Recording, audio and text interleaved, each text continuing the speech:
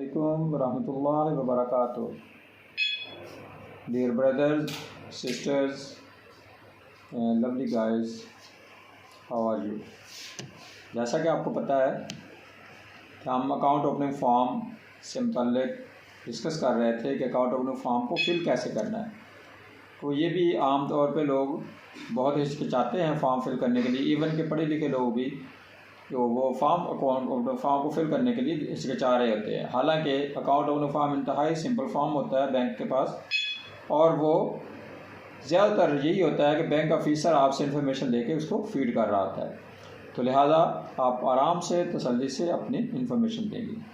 आज हम उसके नेक्स्ट हिस्से में जाएंगे और उसको अकाउंट ओपनिंग फॉर्म को डिस्कस करेंगे कि उसको फिल कैसे करना है। पहले 2 सेशन में हमने ये डिस्कस किया था कि आप अकाउंट ओपनिंग फॉर्म का कह लें कि पहला पेज हमने डिस्कस किया है। किसी भी बैंक का अकाउंट ओपनिंग फॉर्म जो होता है उसका पहला पेज डिस्कस किया है, जिसमें आप बेसिक इन्फॉर्मेशन, आपकी पर्सनल इन्फॉर्मेशन फीड की होती है। आप इन चीज़ों को देख रहे होते हैं, जिसमें आपके अकाउंट कौन सा खुलवाना है, किस किस्म का अकाउंट खोलना है, आपकी कैटेगरी क्या है, आपका टाइप ऑफ अकाउंट क्या है, आपकी पर्सनल इन्फॉर्मेशन क्या है, ये सारी हमने डिस्कस की थी। वहाँ पे हमने ये भी देखा था कि ये अकाउंट ओपनिंग फॉर्म इंडिविजुअल के लिए भी इस्तेमाल हो रहा होता है, जॉइंट अकाउंट के लिए भी यही फॉर्म इस्तेमाल हो रहा होता है, और उसके बाद माइनर अकाउंट हो तो वो उसके लिए भी यही फॉर्म इस्तेमाल हो रहा होता है। तो उसमें हमें रिक्वायर क्या होता है कि जब हम इंडिविजुअल के लिए अकाउंट खोल रहे होते हैं तो हम उसकी पर्सनल इन्फॉर्मेशन पुट कर देते हैं वहाँ पे जहाँ पे वो रिक्वायर्ड करता है।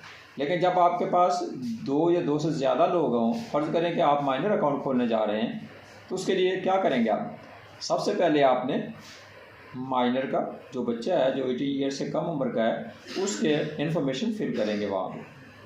उसके लिए आपको रिक्वायर्ड होगा उसका फॉर्म बी या फैमिली फॉर्म, या फिर उसका स्मार्ट आईडी कार्ड अगर वो बनवाया हुआ होगा तो वो आप इस्तेमाल करेंगे, और उसकी इन्फॉर्मेशन वहाँ से आप कलेक्ट करेंगे और वहाँ पे फीड करेंगे। उसके साथ साथ आपने एक चीज़ और लिखनी होती है, उसकी डेट ऑफ बर्थ क्या है और डेट ऑफ मेजॉरिटी क्या है। What we mean date of majority? Date of majority वो होती है जिस डेट को वो बच्चा जो वो 18 ईयर्स का हो रहा होता है। फ़र्ज़ करें उसकी पैदाइश है 1 जुलाई 2010, तो अब आप क्या है 2023 चल रहा है, तो इसका मतलब है कि 1 जुलाई 2028 को वो 18 साल का हो जाएगा। तो उसकी डेट ऑफ मेजॉरिटी हमने वहाँ पे लिखनी है। और डेट ऑफ मेजॉरिटी लिखने का मकसद ये होता है, वो सिस्टम में अलर्ट लग जाता है कि जो ही वो बच्चा मेजर हो जाएगा, अटेन द मेजॉरिटी एज, तो उसके वक्त वो अकाउंट सील हो जाएगा, उसका ऑपरेशन रोक दिया जाता है, और वो अपने गार्डियन के साथ आके जो फंड्स वहाँ पे पड़े हुए हैं उनको निकाल के अपना नया अकाउंट खुलवाएगा, और उसमें अपने अकाउंट में अपने शनाख्ती कार्ड के साथ वो नया अकाउंट खुलवा लेगा। और जो इसकी इंस्ट्रक्शंस होती हैं माइनर अकाउंट की, जैसा कि हमने पहले भी डिस्कस किया था, वो ये होती हैं कि guardian will operate the account till the minor attain the age of majority. It mean कि वो उस वक्त तक गार्डियन उसका अकाउंट चला सकता है जब तक वो माइनर है एज़ पर लॉ, और जो ही वो अपनी एज को पहुंच जाता है, 18 साल का हो जाता है, वो अपने शनाख्ती कार्ड बनवाएगा, और जिस दिन वो 18 साल का हो जाता है उसी दिन उसका अकाउंट वो सीज हो जाएगा। उसमें ना डिपॉजिट हो सकेंगे, और डिपॉजिट तो फिर भी बैंक से ले लेते हैं, लेकिन उसकी विड्रॉल अलाउड नहीं होगी। इसलिए ऐसे अकाउंट में वाज़े तौर पे उसका डेट ऑफ बर्थ और डेट ऑफ मेजॉरिटी लिखना ज़रूरी होता है। उसके अकाउंट ओपनिंग फॉर्म पे भी लिखेंगे और आप उसके एसएस कार्ड पे भी लिखेंगे। तो अब हम इन्फॉर्मेशन फिल कर रहे हैं, तो सबसे पहले हम माइनर की इन्फॉर्मेशन फिल करेंगे। उसके पर्सनल इन्फॉर्मेशन सारी उसमें फिल की जाएगी, नेम, वालिद का नाम, हस्बैंड का नाम, उसकी वालदा का नाम, एड्रेस, जो भी हम चीज़ें हमने डिस्कस की थी। टेलीफोन नंबर आ जाता है उसमें, उसका शनाख्ती कार्ड नंबर आ जाता है, उसका शनाख्ती कार्ड एक्सपायरी डेट आ जाती है। अगर बे फॉर्म है तो उसमें हम ये चीज़ें लिख देते हैं जो हम ऑलरेडी डिस्कस कर चुके हैं। और उसका अगर पासपोर्ट बना हुआ है तो उसका नंबर लिख देंगे, उसका अगर टेलीफोन नंबर है तो वो हम लिख देंगे। जो भी उसकी रिक्वायरमेंट है वो हम सारी वहाँ पे फीड करेंगे। इसके साथ साथ आगे जब जाके फिर हम अगले पेज पे जाके उसके जो गार्डियन है एज एप्लीकेंट नंबर 2 के तौर पे उसका नाम फीड किया जाएगा। और वहाँ पे वो सारी इन्फॉर्मेशन जो रिक्वायर्ड होती हैं वो वहाँ पे हम फीड करेंगे।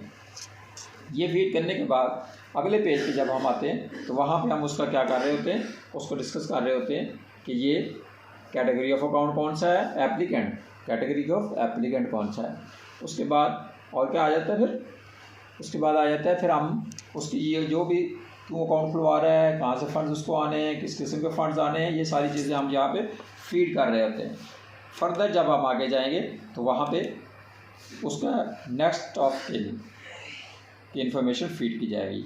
What we mean next of kin, अमूमी तौर पे ये कहा जाता है और लोग, पढ़े लिखे लोग भी ये कंसिडर कर रहे होते हैं कि जिसका मैं नाम बैंक को प्रोवाइड कर रहा हूँ एज ए नेक्स्ट ऑफ किन, वो मेरा जो भी मेरे फंड्स होंगे, खुदा न खास्ता इन केस ऑफ डेथ या कोई और वजह हो, तो मेरे फंड जो हैं उस जो जिसका नाम नेक्स्ट ऑफ किन में लिखा होगा है उसको मुंतकिल हो जाएंगे। ऐसी बात नहीं होती। जब भी आपको ऐसा मसला आता है, खुदा न खास्ता आपकी डेथ हो जाती है, आपके फंड जितने भी पड़े होंगे as per inherited law, banking law, आपके वो फंड जो भी आपके कानूनी वारिस हैं उनको फंड्स वो दिए जाएंगे। उसमें जो रिक्वायरमेंट होती है वो ये होती है कि आप सक्सेशन सर्टिफिकेट लेके आते हैं अदालत से। अगर अमाउंट थोड़ी होती है, 1 लाख से कम हो, 50,000 से कम हो, मुख्तलिफ बैंकों ने मुख्तलिफ अमाउंट्स रखी हुई हैं, तो उससे कम हो तो बैंक अपने किसी भी कस्टमर की गवाही डाल के, उसकी विटनेस डाल के वो आपको पेमेंट हो जाती है।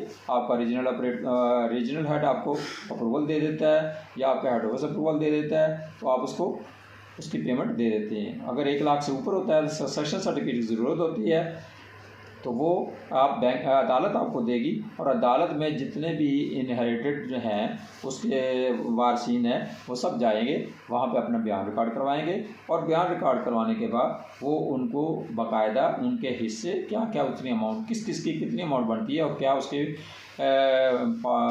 पोर्शन है वो बाकायदा मेंशन किया जाता है। और उसमें सक्सेशन सर्टिफिकेट में एक जो चीज़ होती है कि जब आप सक्सेशन सर्टिफिकेट बनाते हैं तो उसमें 2 किस्म की पेमेंट होती हैं। एक ये होता है कि इंडिविजुअली सबको अपनी अपनी पेमेंट मिलेगी, वो पोर्शन बना दी जाती है और उसकी कितनी अमाउंट बनती है वो डिक्लेयर कर दी जाती है।